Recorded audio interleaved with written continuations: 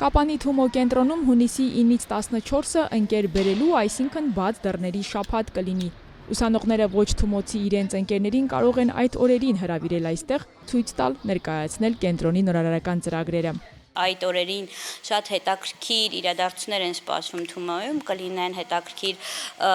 նրանք իհարկե կմասնակցեն իրենց ընկերների հետ դասընթացներին, նաև իրենց համար քուիզներ կկազմակերպվի, ֆոտոսեսիաների համար սրահներ կունենանք, որտեղ կարող են հետաքրքիր ֆոտոներ անել։ Մի խոսքով, կարծում եմ հետաքրքիր կլինի եւ նպատակը նա է, որ ուսանողը իր հետ, իր ընկերոջ հետ կիսվի Թումոյի իր փորձառությամբ։ Քանի որ հաջորդ շաբաթ արդեն լինելու է բաց դռների օր Թումոյում, ես արդեն որոշել եմ իմ շրջապատի մի քանի ընկերներին բերել այստեղ եւ ծանոթացնել Թումոյի հետ, քանի որ իմ պատմելուց հենց նրանք մեծ խանդավառությամբ են այն ընդունել եւ շատ պատրաստական էին այցելելու այստեղ։ Հայաստանում Թումոն 15 տարվա պատմություն ունի, 25,000 ուսանող, 1100-ը միայն Կապանում, 40 բնակավայրերում տուփեր եւ 6 կենտրոններ։ Նախագիծ նորորի ընդլայնում է աշխարհագրությունը անվճար սովորելու, ստեղծագործելու եւ աճելու հնարավորություն ընձեռելով։ Այս տարի մեզ համար նաև նշանակալից էր, որտեղ մեր երկու տուփերին, Քաջարանի եւ Մեղրիի տուփերից բացի, ունենք նաև Գորիսի տուփը։ Գորիսի ուսանողները շատ ակտիվ են եւ մասնակցում են բազմաթիվ միջոցառումների։ Թումոն իր առաքելությանը եւ իր սկզբունքներին համապատասխան միշտ նորարարական լուծումներ է փնտրում եւ միշտ առաջարկում է պատանիներին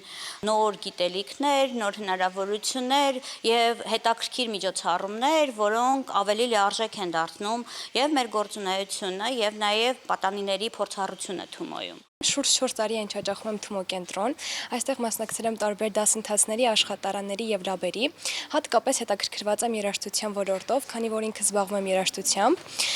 Այստեղ զարգացրել եմ երաժշտական հմտություններս, բացի այդ նաեւ փորձում եմ թվայնացնել։ Լիդիան մարզիչ դառնալու համար ճանապարհ է անցել, դասընթացներ, հմտություններ, նորեկ ուսանողին առաջինը հենց նա է օգնության հասնում ամեն հարցում։ Մենք այստեղ իրենց ավակ ընկերն ենք եւ ցանկացած դժվարության դեպքում նրանք կարող են դիմել մեզ։ Մենք բոլորս պատրաստակամ ենք։ Երբ որ Թումոն Կապանում բացվեց, ես արդեն բավականին մեծ էի ուսանող լինելու համար, բայց շատ լավ հնարավորություն է ինձ համար եւս այս տարիքում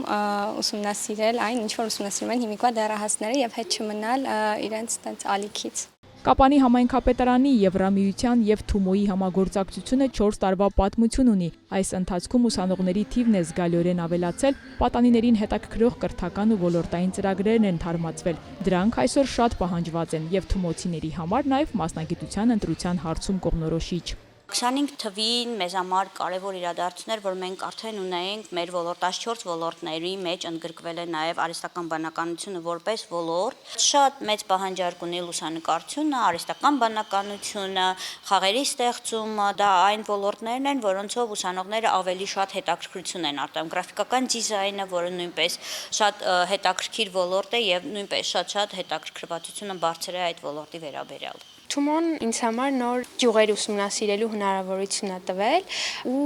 այստեղ ծանոթացել եմ լուսանկարչությանը,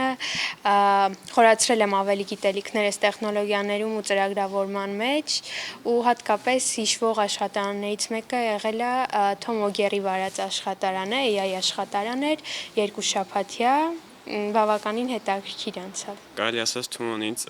իմ առաջին քայլերը ապահովեց դեպի տեխնոլոգիայի աշխարհ։ Դրանից հետո շատ ծրագրեր եմ մասնակցել Թումոյում, հատկապես ծրագրավորման մեջ շատ հմտացել եմ, նույնիսկ կարելի ասել շատ ավելի բան հենց այստեղ եմ սովորել։ Այս պահին Կապանի Թումո կենտրոնի հարակից տարածքում ակտիվ շինարարություն է ընթանում, եւս 3 կենտրոն է կառուցվում, ինչը կրկին խոսում է վերջին տարիներին թիմային աշխատանքի շնորհիվ ձեռք բերված հաջողությունների մասին։ Քանի որ Կապանի Թումոյում հիմնական դասթացավար չունենք անիմացիա ոլորտի, դրա համար Երևանից են գործ ուղղում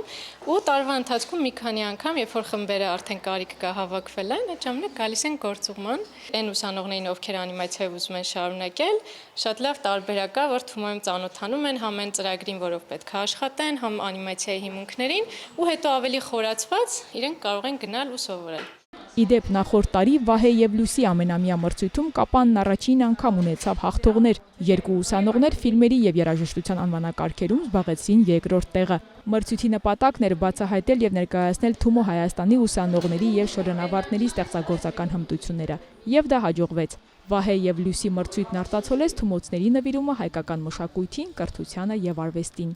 Էրմինե Միքայելյան, Ռոբերտո Հանջանյան, Սյունիք լուրեր։